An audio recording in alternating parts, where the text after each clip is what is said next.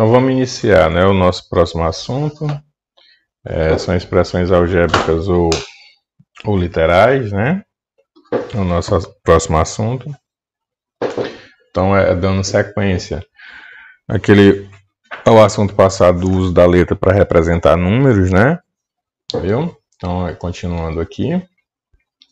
E lembrem-se, né? Se você ainda não foi inscrito no canal, deixe lá seu joinha, né? Deixe seu like lá e se inscreva, né? Para ajudar, dar uma forçazinha pro canal, dar uma forçazinha para que o canal possa crescer, né? Então vamos lá. Expressões algébricas ou literais. Então vocês abram o livro de vocês na página 100, né? Que é onde vai estar esse assunto, viu? Então sabemos que é possível usar letras do alfabeto, ou seja, qualquer letra, né, A, B, C, D, aí vai aqui, né, qualquer letra, né, para representar números reais. A gente já viu isso aqui no assunto passado, né, que a gente pode usar, né, qualquer letra do alfabeto para fazer a representação como se elas substituem números, né, na realidade é essa, né, para representar números reais. A gente pode fazer isso. Aí aqui vem até um problema para exemplificar, né. Mas diz assim, qual é a expressão que representa o perímetro, né, da piscina retangular demonstrada a seguir?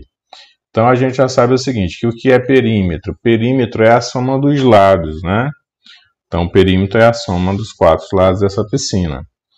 E aqui a gente empregando valores por lado dessa piscina, como estão colocados aqui x e y, né? Então, como ela é retangular, então se eu disser que esse lado aqui é x, ó, né? Deixa eu mudar bem aqui a cor para ficar mais visível.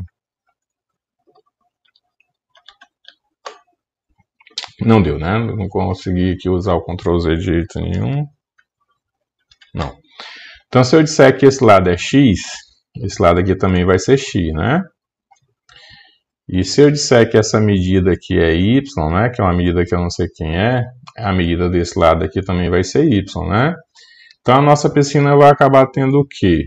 Ela vai acabar tendo dois lados x e dois lados y, né? Onde esse x e esse y vão representar essa medida da piscina que a gente não sabe quem é, né? Então como eu vou ter, ó, dois lados x, eu vou ter aqui, ó, 2x, né? Que é justamente os dois valores aqui desses lados, né? Como é o perímetro é o quê? É a soma dos lados. Então, mais o quê? Os dois lados y, ou seja, duas vezes o y, né? Que resolvendo esse probleminha, né? 2 vezes x dá 2x, mais 2 vezes y dá 2y, né? Então, esse 2x mais y é a expressão que vai representar o perímetro da minha piscina. Né? Se eu soubesse quem é o valor de x e quem é o valor de y, eu substituiria aqui, que é o que a gente vai ver mais na frente, né? Nos próximos assuntos, essa substituição para calcular, né? Então, essa expressão aqui é justamente a que representa, né, o que foi pedido aqui em cima, que é o perímetro da piscina, viu? No outro exemplo, qual é a expressão que representa a área total do terreno da figura, né? Então a gente tem aqui, ó, viu, um terreno, né? Aí diz o seguinte, que a área total do terreno é igual à soma das áreas da parte 1, vamos dizer que essa seja a parte 1 e que essa seja a parte 2, né? Então a soma de 1 mais 2 vai representar, ou seja, somando esses dois pedaços, eu vou ter essa área toda, né? Aí lembrando, né, que perímetro é a soma dos lados. E área, né? A gente vai multiplicar um lado vezes o outro, né? Um lado vezes o outro. Então aqui eu posso dizer o seguinte, que esse retângulo, esse terreno maior, né? Como ele é um retângulo, eu posso dizer que um lado dele é A e que o outro lado aqui é B, que eu não sei quem são essas medidas, né? Ou x e y, né? Eu estou usando A e B porque é o que está representado aqui, ó. Então, para mim dar a área desse triângulo, desse retângulo maior, né? Perdão, desculpem. Para mim usar a área desse retângulo maior, eu vou multiplicar esse lado vezes esse outro. Ou seja, então eu vou ter aqui, para determinar a área desse retângulo maior, eu vou ter A vezes B, né? Que vai ser igual, basta juntar, né? A vezes B é a mesma coisa que AB, como está colocado aqui, né? Ó, A vezes B é a mesma coisa que AB, como já está colocado aqui, né? E aqui, como é um quadrado, né? Então, como é que a gente calcula a área de um quadrado? Então, é um lado vezes o outro. Então, se eu disser que esse lado é C, né? Como ele é um quadrado, todos os lados dele vão ter o mesmo tamanho, né? Então, se um lado é C, os outros também vão ser C, né? Então, para mim calcular a área de um quadrado, eu vou ter que fazer o quê? O C vezes o C, né? Esse C ficou horrível, né? Então, eu vou ter que fazer aqui C vezes C. Ficou mais horrível ainda, mas sem problema, né?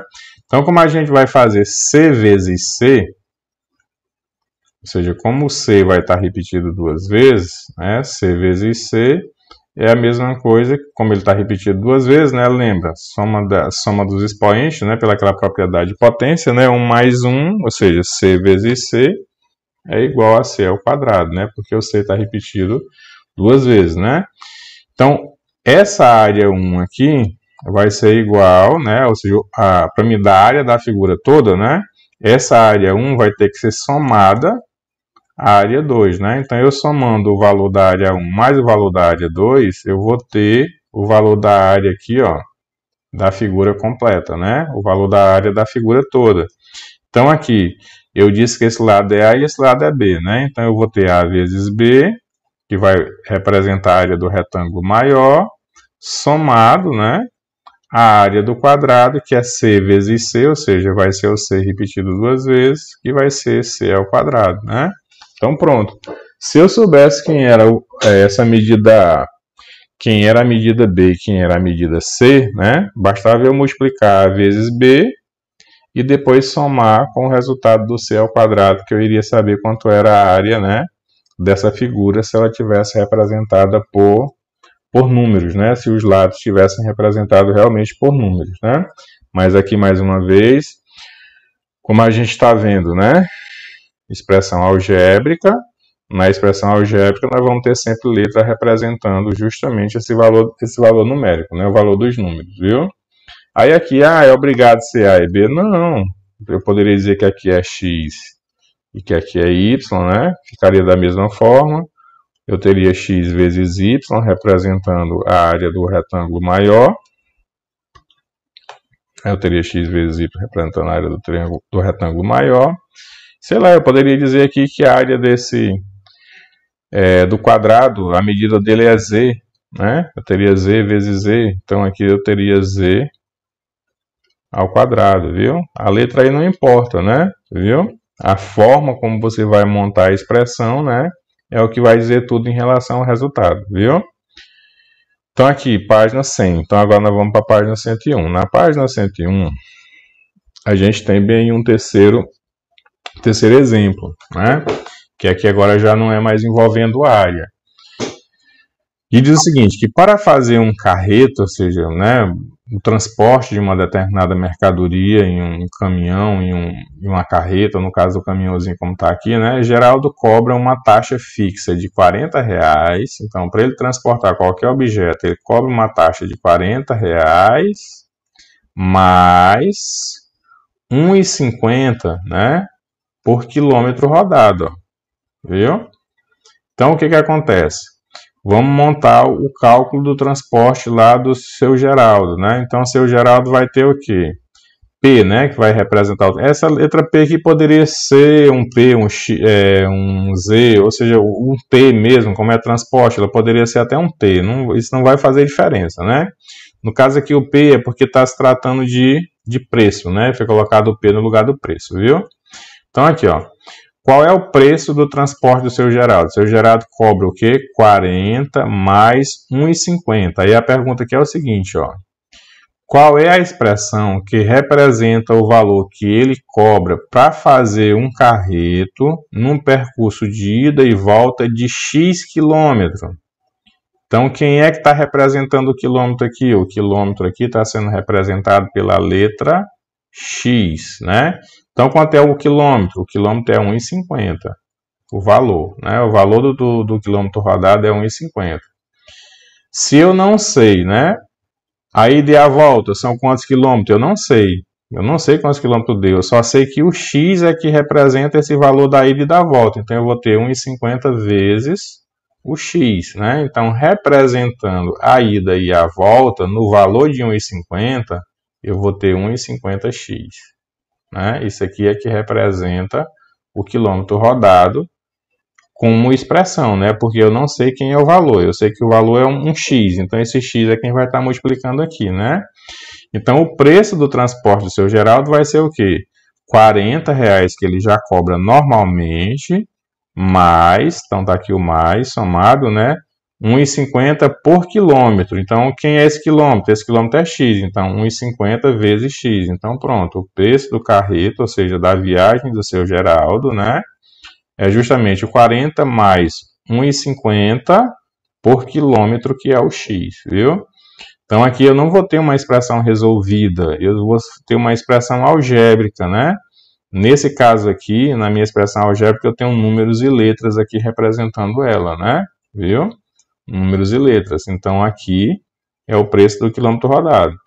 Aí, se eu soubesse que o x valia 5, que valia 6, aí, claro, né? Eu iria substituir aqui, ó, e iria multiplicar para descobrir o valor, que não é o caso no momento, né? No momento é só a representação dessa viagem, do preço dessa viagem dele, usando a parte literal, usando a parte de letra, né? Então, aqui acho que deu para ficar entendido, ó, que o preço, ele cobra 40 mais 1,50 por quilômetro. Quem é o quilômetro? O quilômetro é x, então 1,50x, né? Que é justamente o quilômetro rodado que ele cobra, certo? Então, tá aí a expressão montada. Então, nas três situações que a gente já viu, as duas da página 100 e essa da página 101, né?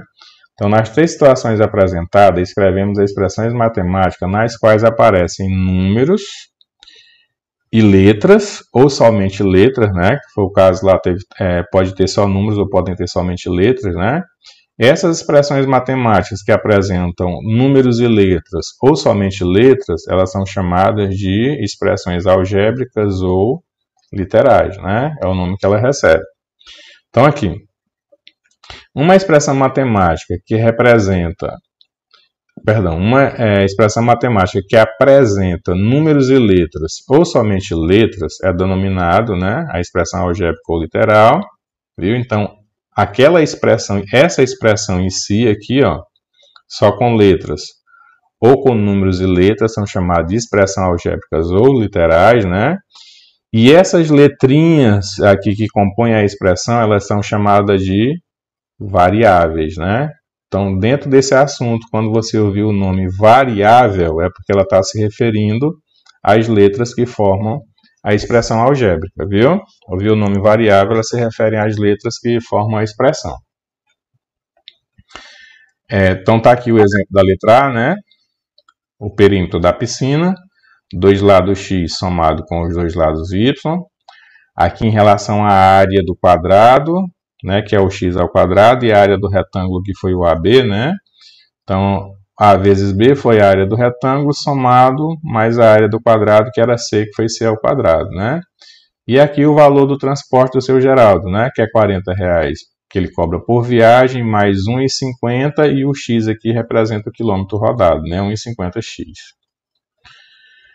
Mais expressões algébricas, ou seja, ó, qualquer expressão desse tipo, número e letra, né? Ela vai ser denominada uma expressão algébrica, né? Então, nesse caso aqui, são as expressões algébricas inteiras, viu? Elas são inteiras porque a gente sabe que o número inteiro são qualquer número positivo ou negativo, né? Da forma como são colocadas, viu? Então, aqui é o geral, viu? As expressões que representam números inteiros estão todas aqui, né? Expressão algébricas inteiras. A soma, um meio de x, né? X, y ao quadrado sobre... Ou seja, apresentou letra, né? E número e letra, ela vai representar... ela vai ser uma expressão algébrica, né? Então, aqui são as inteiras e aqui são só as fracionárias, né? Então, as inteiras eu posso ter a fração normal ou em forma de fração, tanto faz, né? Viu? E aqui, quando uma expressão algébrica contém variáveis quando uma expressão algébrica contém variável ou variáveis no denominador, ela é chamada de expressão algébrica inteira, né? Então, né, quando ela tem aqui no denominador, né, quando ela não contém letra, viu? Então, aqui ela não tem nenhuma letra, tá vendo? Essa é a diferença, né? Lá do que eu ia falando, né, eu não cheguei a comentar isso aqui, né? Se eu não tenho nenhuma letra aqui no denominador, na parte de baixo, se eu não tenho nenhuma letra, ela é uma expressão algébrica inteira. Se aqui embaixo no denominador eu já tiver alguma letra, né, ela é chamada de expressão algébrica fracionária, né? Viu? Aqui não tem letra, é inteira. Aqui vai apresentar letra aqui no denominador, ela é chamada de fracionária, viu? Então aqui são vários exemplos, né? Tem essa característica, né, de uma para outra aqui, essa diferença bem clara aqui, né, sem letra inteira com letra fracionária. E temos a irracional. É quando uma expressão algébrica contém variável ou variáveis no interior de um radical, viu? Não importa se esse radical esteja no numerador ou no denominador. Se apresentar uma letra dentro do radical, viu? Ela é chamada de expressão algébrica irracional. Então a gente vê que aqui tem uma raiz quadrada, ó, com AB, então é por isso que ela é irracional. Aqui no denominador apareceu uma raiz quadrada com um x, então ela é irracional, né? E aqui da mesma forma, né? Uma raiz quadrada de x ao quadrado mais y ao quadrado, viu? Então aqui ela também é irracional. Então os tipos de expressões, se não tiver letra no denominador, ou seja, na parte de baixo da fração, né? A gente sabe que aqui quando não tem nada aqui é 1, né? Então não tendo letra, é uma expressão algébrica inteira. Apresentando letra aqui embaixo no denominador, eu tenho uma expressão algébrica fracionária, se tiver letra aqui no denominador, né? E por acaso essa expressão apresentar raiz quadrada ou no numerador ou no denominador, ou seja, não importa onde, se apresentar raiz quadrada, ela é chamada de fração algébrica irracional, viu? E aqui tem um lembretezinho, né? Essas expressões não possuem valor numérico quando os valores atribuídos as variáveis anulam o denominador, ou seja, essas expressões elas não vão existir se em algum momento o denominador for igual a zero, viu? Se em algum momento eu tiver um zero como denominador, ou seja, uma variável do numerador, anulando esse denominador, fazendo com que ele fique igual a zero, viu? Essa expressão ela não vai existir, ela não tem nenhum valor numérico, viu? Ela não existe. Viu? Então, lembrando mais uma vez, 3 tipos de expressões algébricas: inteira, fracionária e irracional. Inteira, só tem números no denominador. Fracionária, quando eu tenho letras ou então números e letras, né? Ou seja, se aparecer uma letra no denominador, viu? Porque aqui eu tenho um número, você está vendo, é um número e uma letra. Se aparecer uma letra aqui, ela é fracionária. É o mesmo caso, ó, se eu botar um x aqui, isso aqui já deixa de ser inteira e ela passa a ser fracionária, né? E a irracional é quando a gente tem a presença de raiz quadrada, né? E essa raiz quadrada, tanto faz ela se apresentar no numerador ou no denominador, né? Não importa. Se apareceu raiz quadrada na expressão, ela é uma expressão do tipo algébrica do tipo irracional, viu? E aí na página 102 nós vamos ter a nossa atividade, né? Que lá tem algumas questões marcadas. Nós vamos fazer ela toda. Nós vamos fazer algumas questões, viu?